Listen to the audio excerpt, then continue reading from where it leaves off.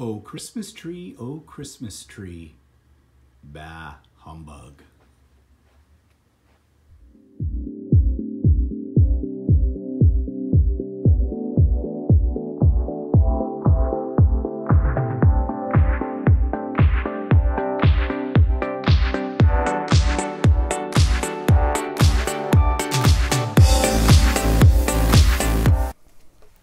Good morning, everybody. It's Stephen here for Bland Designs, and this is my weekly vlog number 97 for December the 10th, 2018. We're coming close to the end of the year and Christmas Day.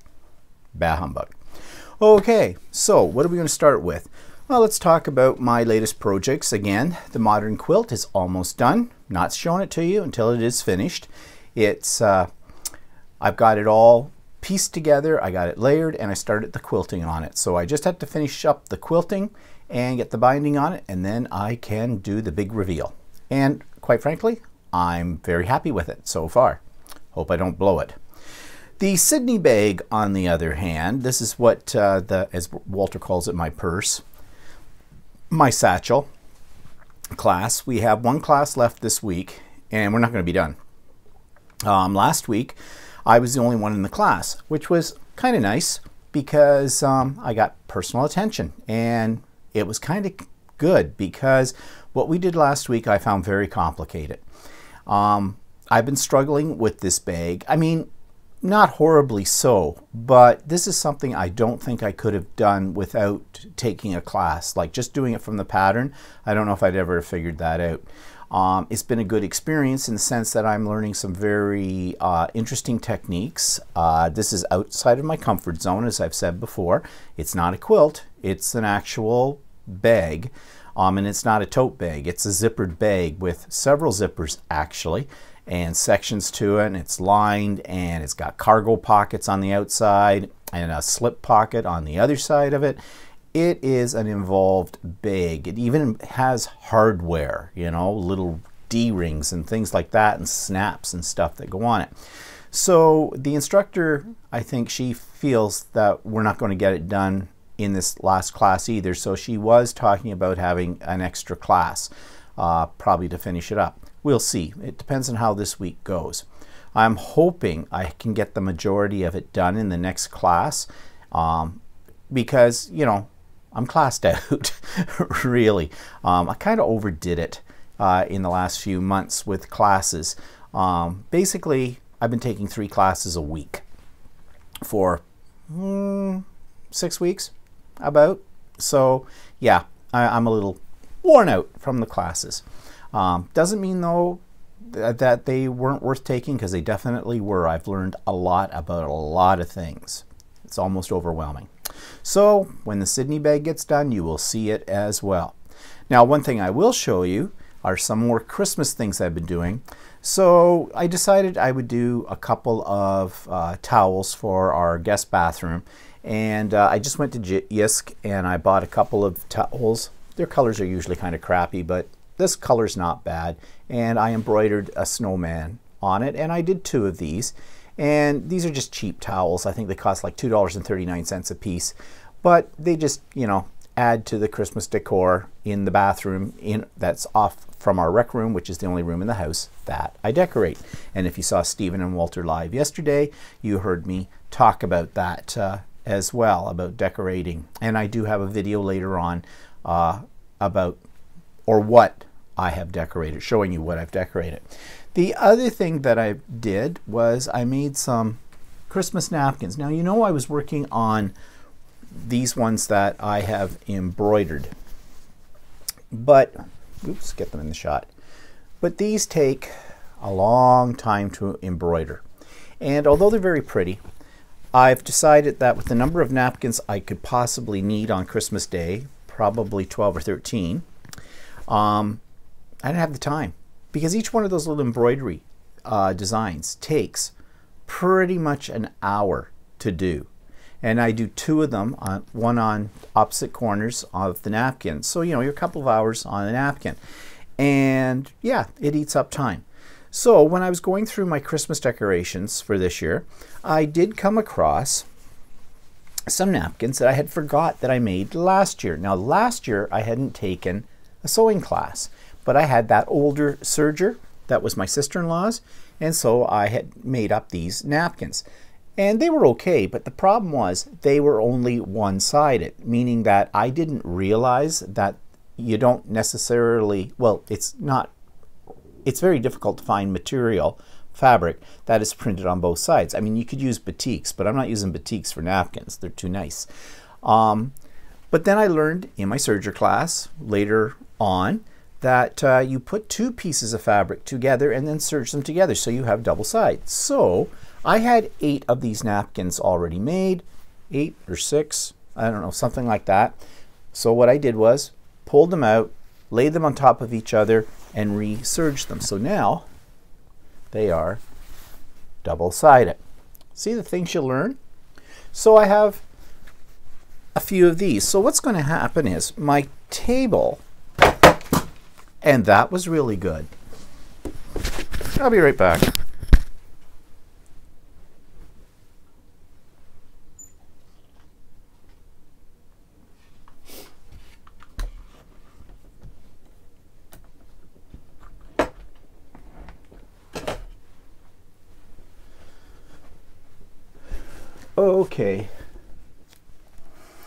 Okay, sorry about that.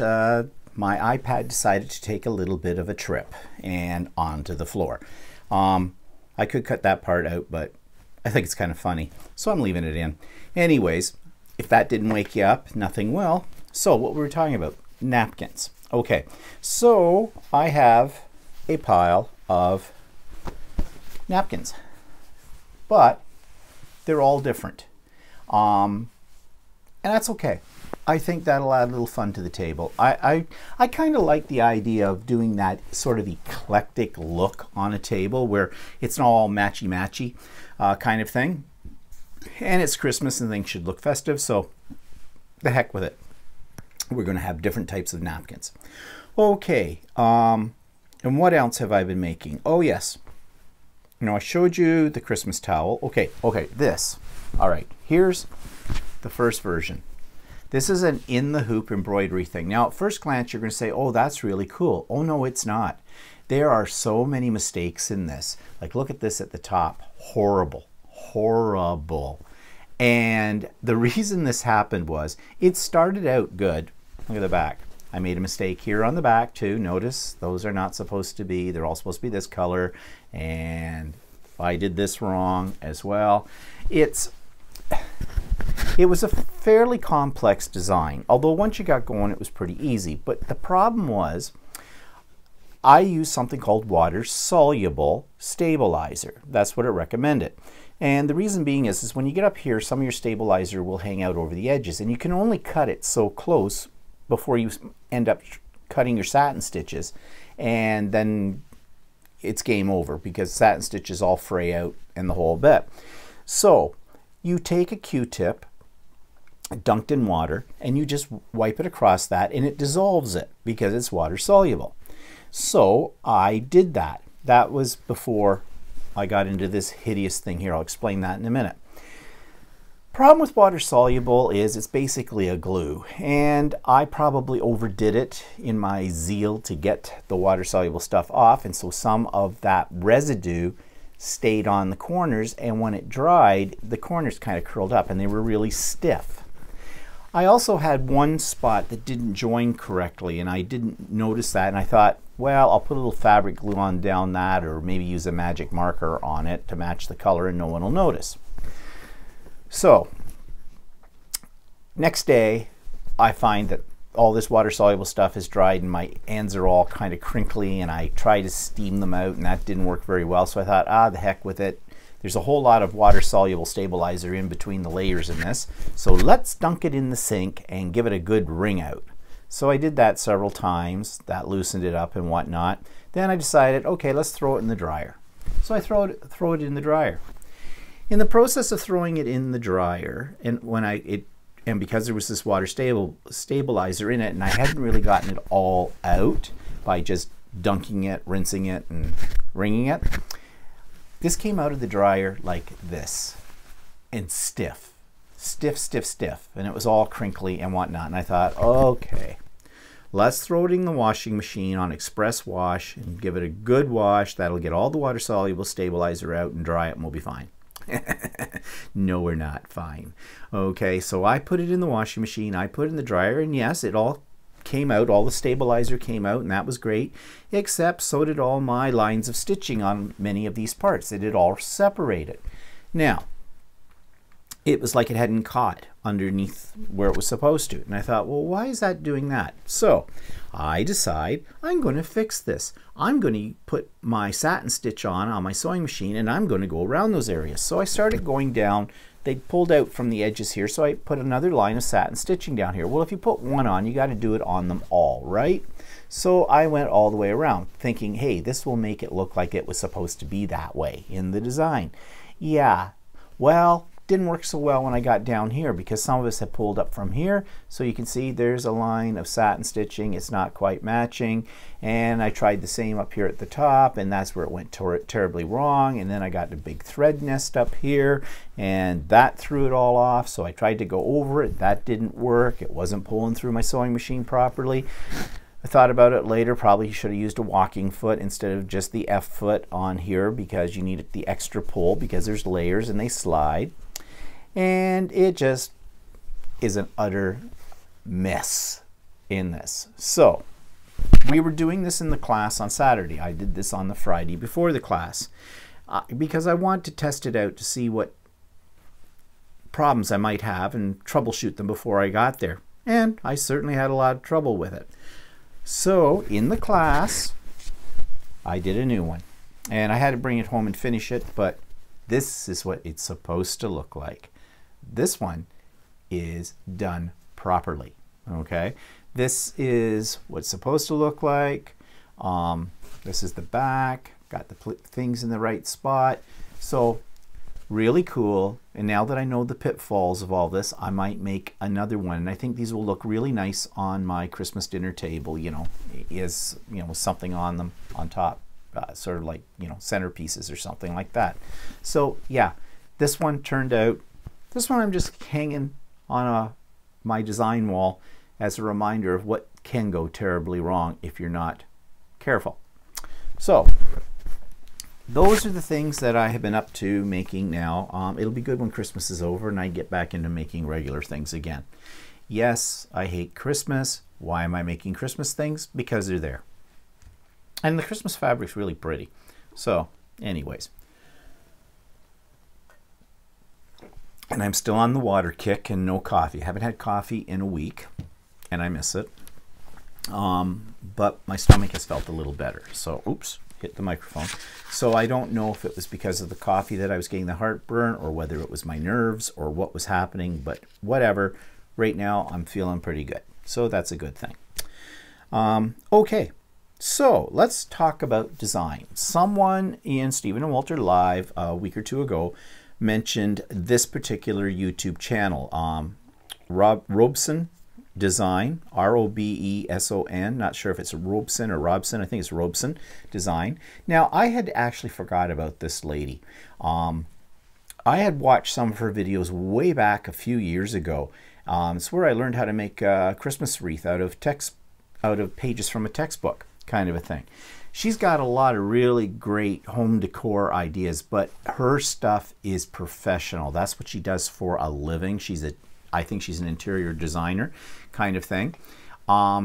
It's really neat to watch her videos because you can get a lot of ideas, but they're all high-end ideas. You're not going to be able to do this stuff from a couple of popsicle sticks and a glue gun, okay? So here's the YouTube channel. This week's YouTube channel is called Robeson Design. This is a lady who's into high-end DIY home decor. She is over the top. She does a whole thing at Christmas time with various Christmas trees and certain themes. They're absolutely beautiful, and I imagine would cost you probably an arm and leg to actually own one. But the reason I'm mentioning this particular YouTube site is because someone in Stephen and Walter Live asked me if I'd ever been to this site, and I had Many years ago, I was on this site and I liked watching her videos, and I kind of let that all drift into the background.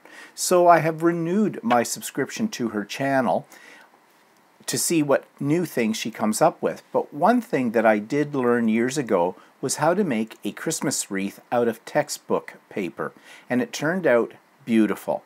And if you look on the graphic on your screen right now, down in the right hand corner, you will see a red box around a video called DIY. This is the video that I watched to create the wreath. So I highly recommend that if you're interested in making a really neat Christmas wreath on a very limited budget, and one that's very stunning, then I would check out that particular video. But do check out all the videos on her site, because I am sure if you're major into DIY, this is the site for you. So you can find the link for Robeson Design below, as well as the latest version of Stephen and Walter. And I want to talk a little bit about Stephen and Walter live in a moment. I have a new edition of the Idiot Quilter, episode 34, about all the stuff I've been sewing for Christmas, if you're interested in that. And the book of the week is also listed down there as well, the link to Amazon for that. So that takes us to what's pissing me off this week, and this has to do with Stephen and Walter Live. It has to do with the quality of our videos.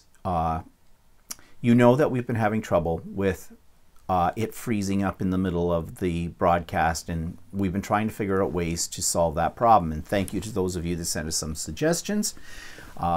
The only thing that did seem to work this week is we'd read somewhere about dropping our camera on the iPad, because we always do the broadcast through the iPad, down to 720p from 1080p. Now, I didn't even know that there was an option for that, but we looked into it, and yes, we did have an option for that, and we were set at 1080p. So we did drop it to 720p. And with the exception of a little bit of a buffering problem right at the beginning of the live broadcast yesterday, we got through the entire broadcast without it freezing, which was great. But I've looked at it on playback on YouTube, and I'm not happy with the quality. Now, I'm still not really certain if that is the way it really looks, or if it has to do with our internet connection yesterday in downloading. Because Walter says the front camera on the iPad, which is what I'm doing right now when I make this video, it only goes up to 720p. But I think on YouTube, when you send something there, it ups the quality, or there's a setting for that. I don't know what. But anyways, the good news was that we didn't freeze. The bad news is I'm not happy with the quality, and that's what's pissing me off. And I'm coming to the conclusion now, after our research and everything else that we have tried, that the problem does not lie with us. The problem lies with YouTube or Apple, one or the other. As I've said before, the two of them do not talk nicey-nicey to each other at all. One makes a change in its operating system, and it causes a problem with the other operating system that YouTube, which is owned by Google, that Google uses. Or vice versa. Google turns around, makes some kind of change in YouTube, unannounced to any of us who use it, and it causes havoc with Apple products. So I don't know. Now, I thought I could get around this problem. I didn't want to do it this way, because doing this on the iPad is so much easier than having to lug out a laptop and use a third-party program. But I tried a third-party program, and I've had this program for a while. And actually, yesterday I did a test live using this third-party program, and it sort of worked, although I wasn't sure how to control it and what all the features were. But then my computer shut itself down, and now I remember why I don't use that program on my main computer. For some reason, there's something in that program that conflicts with something already on my computer, and it basically shuts off my computer. So I'm not going that route. I'm hoping that these problems, like the reverse problem we had for a long time, will correct itself. Well, it's not going to correct itself. It's YouTube or or Apple have to correct it. So what pisses me off about all of this is that we are at the whim of these providers, these programmers, who really don't have much of a clue as to what they're doing. They change one thing and another thing goes wrong. And the other thing that pisses me off about that is they'll never admit that they have made a mistake. They let you hang out there and think it's all your fault. And Apple especially is famous for that. Because how many times have we had upgrades on our iOS devices and we've gained one thing and something else has gone kafluky that never went bad before? And if you contact Apple about it, well, first of all, they won't even write back to you. Or if they do, they make some kind of general comment that says, oh, we're not having any problem at our end. It must be operator problem, your problem. So that pisses me off because they won't owe up to the mistakes that they make. Yes, programming technology is not easy, and the way they program today, it's not usually one person looking after it. It's a team of people, you know, many people, and the left hand does one thing and the right hand doesn't know about it, and then you've got conflict. And the ones that suffer are those of us, the users, out of it all. So, you know, I guess it comes down to you just can't get good quality control anymore on anything that people do.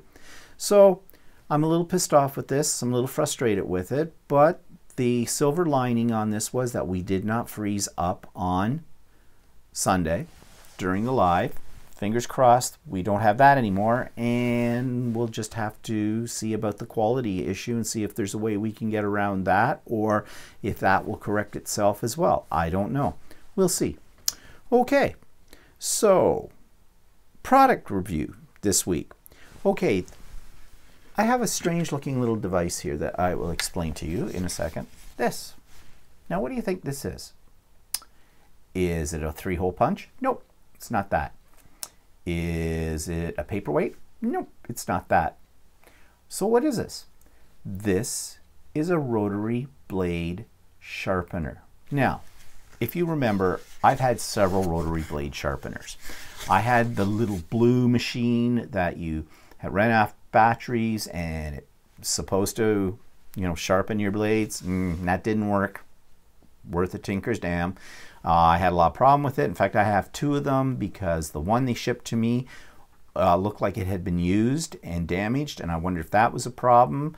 I reached out to the company that actually manufactures them, and they very kindly sent me a brand new one, and no, same thing with it. Just did not work worth a crap. So then I found one that was manual, that was very simple. It was a little, I think I showed it to you, 2 little blue discs. You dropped your blade inside it and you turned it. And you did it about 30 times around or something, then 30 times the other way. And that actually works. It works okay. Problem with that though is you got to be careful. You could cut yourself because you're handling a raw blade and you're dropping it in, and you know, it's just in there by the force of your hands kind of a thing. So then I saw this hanging on the wall at Ultimate Sewing, and it said it was a rotary cutting blade or sharpener. And the beauty of this one is, you see this little track right here? You don't have to take your blade out of your rotary cutter. You just put your rotary cutter in this and you just zip it up and down in this little track. And then you turn it around, turn your blade around the other way, and you go the opposite way so you get both sides of the blade. And yes, it does work. However, there's a little disclaimer on this one. This will work to condition a dull blade. You know, you're cutting through some material and you go, oh, this is not cutting all the way through or whatever. So you get this out, you put it down. It's got little non-stick feet on the back of it that hold it down, and you just through and you sharpened up your blade again. Sort of like a knife sharpener. But if you have a nick in your blade, it's not going to take that out. And I don't think any of the sharpeners will do that. That mean that because that's a damaged blade, you know, and that can happen very easily. If you run over a pin or something like that, or dig into the side of your ruler, that's disaster. I've done that. Don't get me talking about that. You really can't recover from that. But for what this would cost, I mean, it wasn't particularly cheap. It was about $40 some. But I think it's worth it if it, you know, keeps up my rotary blades sharp. Because new rotary blades, replacement blades, are not cheap at all. So let's hope this one works for me. So far, I'm fairly impressed with it. Okay, so that was my new toy this week. I am thinking about investing in, Fiskars has come out with a scissor sharpener. Michaels has it, but I'll wait till I can get a 50% off coupon or something before I invest in it, because it's a pricey little item. I think it's about 70 bucks Canadian. And everything's overpriced at Michaels, but I could probably get it cheaper if I ordered it online or something, but I'll wait, because I don't know if it'll work on any kind of scissors or only Fiskars scissors, or how that is. I need to explore the possibilities there a little bit more. Okay, that takes us to our book of the week. This is an oldie but a goodie, Ink Essentials. This book, and it's by, who's the author of this? Did I write it down? Oh, Suzanne McNeill. Okay. Anyways, this one talks about how to use your inks for all kinds of special effects. Lots of colored pictures in here and whatnot. Now, it does focus, I think, on a lot of Ranger products. Yes, because she's got the distress inks down here. So I think she wrote it for Ranger. Yeah, I'm looking inside this front cover, and the products are showing are all Ranger products. But nevertheless, whatever ink you're using, this will probably work. And let's face it, most of the inks that we probably have for stamping probably are manufactured by Ranger, because they're the biggest manufacturer of inking products, I think. Could be wrong about that. But anyways, lots of great ideas, and like especially for card makers, but mixed media people too as well. Now, the price on this book. Amazon.ca. It's listed at $23.99. I paid $19.99 for it. However, it is listed as a used book for $3.59. So big difference there. But it's worth the investment if you're really into doing a lot of inking and that kind of thing. Okay, so inspiration for this week? I don't have any inspiration for this week, sorry. Couldn't really think of anything. I've been so engrossed in working on those classes and things, I just haven't had a time to be that terribly creative. So maybe next week, who knows. But what's in my drawers this week? Well, I thought I would talk about my drawers, my storage, how I store things. So here's my video about that. So what's in my drawers this week? Drawers. I thought I'd talk a little bit about how I store all of my products. Now, some time ago I did a video showing the changeover I made to my craft room. That was probably about a year ago, and I haven't made any major changes since, but I thought I would just focus on how I organize my craft room. So you can see right here I have this bookshelf, and at one time it did hold books. But now what it holds are blue baskets that have all kinds of bits and pieces in them. I've labeled them all, as you can see.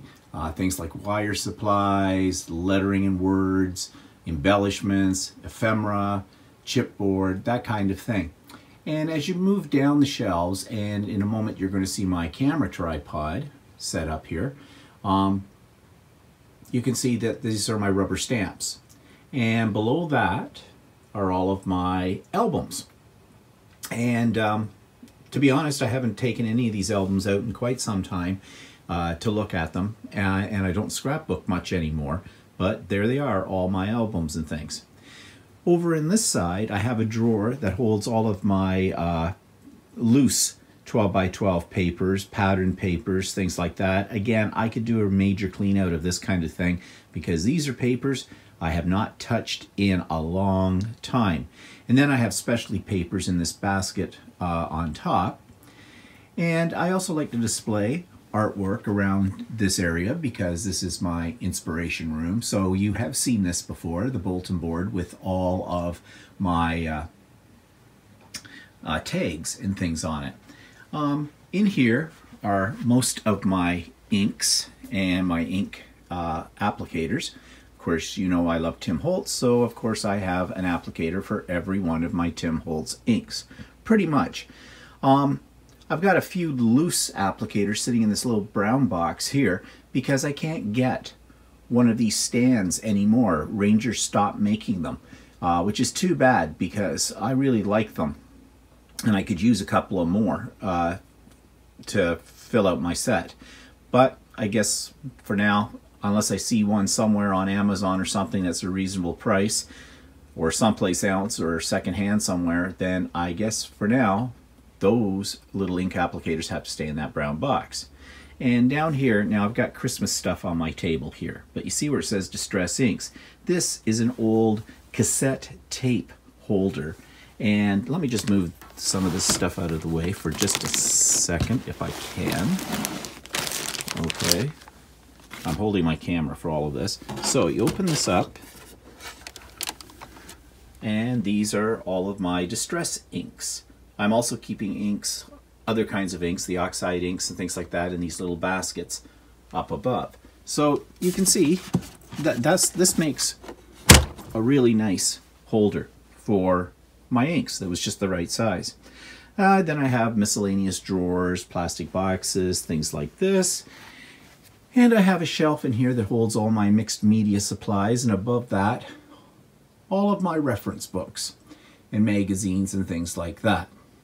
Now, if we move over here to this side, there's another bulletin board, and these are all the ATCs that I've been showing you on my vlogs each week. And I have them on these bulletin boards here on display. Just about got it filled up. In fact, this whole corner really has a lot of my artwork on display, and then very special cards that people have given me, so I don't throw those ones out, of course not. I keep them, and they're here on display in this other workstation area. And below this, there's another set of drawers, as you can see, that hold ribbons and other bric-a-brac. And if we turn to the side, more drawers. Drawers upon drawers. Again, my punches and other things. I have everything labeled so I can find it again. And even with it being labeled, sometimes I can't find it. Some of my art journals. You can see I store my ribbon on these long bars underneath my cupboards. And of course the cupboards, they're full too. And I have another set of cupboards over on the far side of my craft room, along with art everywhere. So yeah, every bit of space in this room is used. Even underneath my island here, my work island, more drawers. And more drawers. So that's what's in my drawers this week. My drawers. Okay, so moving on to events in the past week, let's talk about my mom. Let's not. No, I don't need to bore you with tears with that. She's doing okay. I'm doing better. Had a long talk with my sister about coping with my mother because she still complains about this and that, and that's just the way it's always going to be. So the onus is basically upon myself to get a grip. As my sister says, she's being fed, she's being looked after. We don't have to worry about her falling and hurting herself. There are people there. They look after all her needs and the whole bit. So that's a good thing. So just go on with our lives as well. I mean, it doesn't mean we're not going to go and visit her or call her or that kind of thing. But my philosophy now, and I'm hoping I can stick to it, is my mother has all her faculties. There are certain things she can do for herself, and she can make decisions for herself. And so I'm just going to start throwing it back at her when she says, well, you know, this, that, or the other thing. I'm going to say, well, Mom, why don't you ask them about that? Because she isn't, the only problem is she can't walk. She's not mentally out of it. She's there with it all. So anyways, I'm working on me now. And that's all I'm going to say about my mother. End of topic. The Quilt Guild that I belong to had its annual potluck Christmas dinner event at our last meeting. That was very nice. The only thing is, okay, they want to be environmentally responsible. So they always tell people it's lug a mug in a plate. I always hate that, because then you got this sticky, gooey mug, you know, that there's no facility there really to go and rinse out your mug or whatever. So I tend not to bother with that, but they usually have some paper cups or something too if you want coffee or whatever sitting there. Well, this time we were all to bring food, of course, and they had that all organized, and I did. And I did take a plate with me, a disposable plastic plate. It's actually, I buy them at Costco. They're great because they're meant to be like paper plates, except they're plastic. You could reuse them, but you can just toss them too, and they look nice. And they're not that expensive. So I took one of those with me, but the one thing I didn't think about was to take flatware. Now, luckily, most of the food they had there was more like finger food, so it didn't matter. There was a few things there that, well, I didn't bother to have because I couldn't pick them up with my fingers to eat them. But that was okay. But I guess for next year I'll know. Better bring a fork. Okay. And of course, they didn't have any extra ones laying around. They did have some extra cups, but good thing I brought a plate though, because I would have been really up the creek without a paddle on that one. But anyways, it was nice. And that's the last time we're meeting at the board office. We meet in the education offices. But they basically kicked us out of their cafeteria because they redid it over the summer, and now it looks like a McDonald's. Not very conducive to large groups with presentations and things like that, and they don't want us to use it. So they've put us into this double room kind of a thing. Now there are 92 members. Now not all of them show up, but there's, you know, probably 60, 70 people in there, and it's squishy. So they have found a new location. Church in our area, actually it's closer to me than the original meeting place, have gutted their sanctuary, got rid of their pews, and have made it into a multi-use room. So they're using chairs and things like that. And apparently the price was really good, and they were very accommodating. And so our first meeting of the new year, which will be in January, we'll be going there instead. So this sounds very promising. So that's great. So, you know, kudos to the ladies who look after this kind of thing. They convene the, you know, the places we're going to have our meetings, and that's, I think they've done a really good job, because it's not easy to find halls or places to meet that you can afford in this day and age. So I think they've done a really good job, and I'm looking forward to seeing how this all work out. Okay, so Christmas. Now yesterday on Stephen and Walter Live, I went through my bah humbugs about Christmas, so I'm not going to do that again today. But I did say yesterday that I would show you a short little video of how I decorate it. Yes, for someone who goes bah humbug Christmas, why did I decorate? Because I have people coming over on Christmas Day, and you know, I want to make it look festive. And it isn't that I hate Christmas so much that I won't do that, but I don't do a lot of decorating. So I'm going to show you what I call the minimalist method of decorating for Christmas. So, as you may or may not know, I'm not very fond of Christmas for a variety of reasons, which I'm not going to get into right now. But I still decorate it a little bit because we have people coming over here for dinner on Christmas Day, so I wanted the room to look nice. Now, I only decorate one room in my house, and that's my rec room. So I'm going to take you on a little tour of my Christmas decorations. And they're pretty much what you could describe as minimalist. So, here's my tree. Now, I used to have a really big tree that I drag out every year. It was one of those pre-lit ones, and I'd spend hours decorating it and the whole bit, and I usually had it in a color theme. I think I did silver and white or something like that. And it just became a pain in the butt. So the last few years, we've been going off away for Christmas, but last year we didn't, and this year we're not. So I decided to buy a little pre-lit tree, just a small one, and I set it up here on my bistro table. Don't mind all the chairs. And I put it on top of a Christmas, I don't know what you want to call it. It's kind of a throw, as my skirt. And you can't see all of it in here because I've got everything sitting on top of it, but that's what I did. Now my decorations on the tree are very simple. This tree already came with the white snow on it, which I thought was kind of pretty. And I just bought some plastic silver and blue ornaments, hung them on the tree. It's already pre-lit, and I think there's a string of some tinsel in there, as you can see, and that does the tree.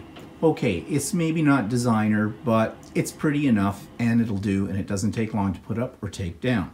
Like I said, bah humbug. Underneath here, you saw last week on my vlog, this little mixed media piece that I did in my art journal class a week ago, and I thought it would look kind of nice under the tree. And then I have my little angels, which I've shown you before, one in blue, metallic thread. These are embroidered, called freestanding embroidery, or freestanding lace embroidery, and there's the other one. And then in behind, just from the dollar store, I bought a couple of pre-made boxes just to make it look like there's gifts under the tree, because we don't basically buy gifts for each other, so they're fakes. And any Christmas cards I get, and every year it becomes fewer and fewer, and that's fine by me for a lot of reasons, because I don't send them out anymore. Maybe I'll talk about that on my vlog another day. So that's the tree, and so that's kind of the centerpiece. But let's just rotate around and see what other elements I've put up. Someone mentioned about Robeson Design. And a few years ago, and in fact, on this week's vlog, that's the YouTube channel that I did a review on, I learned how to make this. And I've made a link to her website where you can find the instructions for this. It's not her website, it's her YouTube channel. It's all made out of old pages from an old textbook. And then I dyed them. Tea dyed, but I think I used sprays for that. I didn't actually use tea. And stuck some things in the center of it.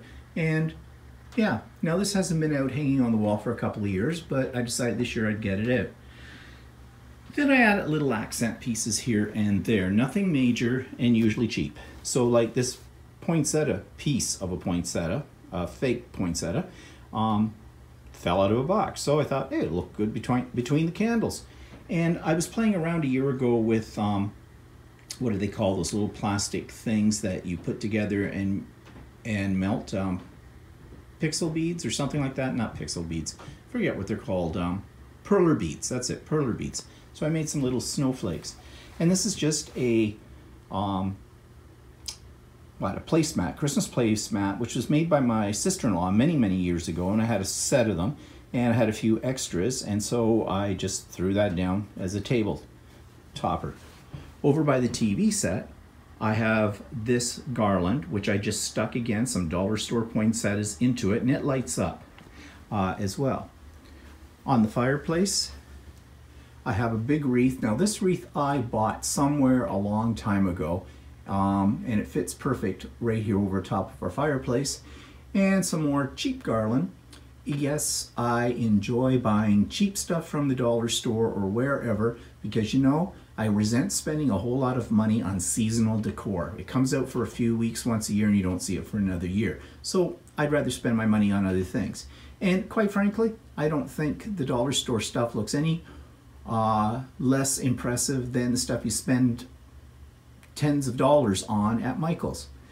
These were a couple of socks that I made that were prototypes to the socks that I actually did make for my great nieces, but they were just sitting around with nothing to do, so I got another couple of cheap poinsettias. These ones actually had little clothes peg like clips on the back of them, clipped them to the top and stuck them to the fireplace. Now the fireplace is metal, so I just used magnets, so you don't have a lot of tape residue on anything.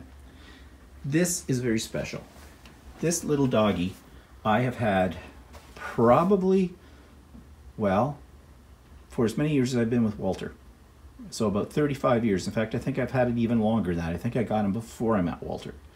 So this little doggy I got at a place called Wokal. I think that's where I got it. They don't exist anymore, haven't for decades.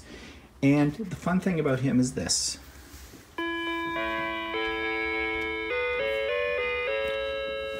He plays 3 different little carols. And every year I bring him out and sit him up.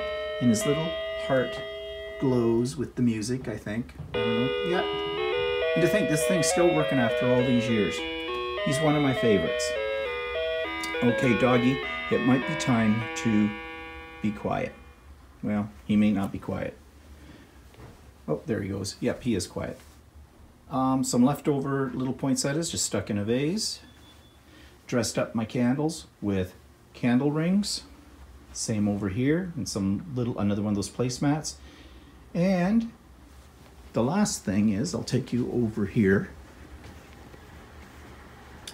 is my Christmas trees. Now the one in the center is a ceramic one, which my mother's had for years, but of course now she's in the nursing home, she can't use it. So I put it out. It's on a timer. It's on a table runner I made a year ago. And these 2 little Christmas trees on either side as well. Just cheap ones again. So, oh yeah, and then there's some wreaths. Just shut this door so you can see it. I made this wreath many, many years ago out of wine corks. Just do a little closer up so you can see the wine corks in it. And I just stuck these things in it. And I bring it out every year. And, oh yeah, there's a little Christmas banner over here as well. And I made that a year ago before I really got into quilting. And so it's basically applique, and I didn't realize that I was doing applique. And in the guest bathroom, I just finished 2 little Christmas towels with these little snowmen on it. So that's the extent of my Christmas decorations for this year, and that will do. And the beauty of this is, okay, it makes it look Christmassy, but at the same time, it's only going to take me half an hour to 30 minutes or so to take the whole thing down when Christmas is over. So there it is in all of its beauty as such. Okay, so what's coming up this week? Not a heck of a lot, really. I have the last bag making class. I have my last embroidery class on Saturday, and that's it. There's nothing really, any other special events this week that I can think of. No, there's not. So relatively quiet week. Maybe I'll get a few sewing projects done. I don't know. But anyways, so I guess that's all I have for today. I hope you have a good week and it's eventful in a pleasant way. And Stephen and Walter Live, 4 o'clock this coming Sunday, Eastern Standard Time, of course. And hopefully we won't have any problems and it'll be back to normal. Keep our fingers crossed. Have a good week. Bye-bye.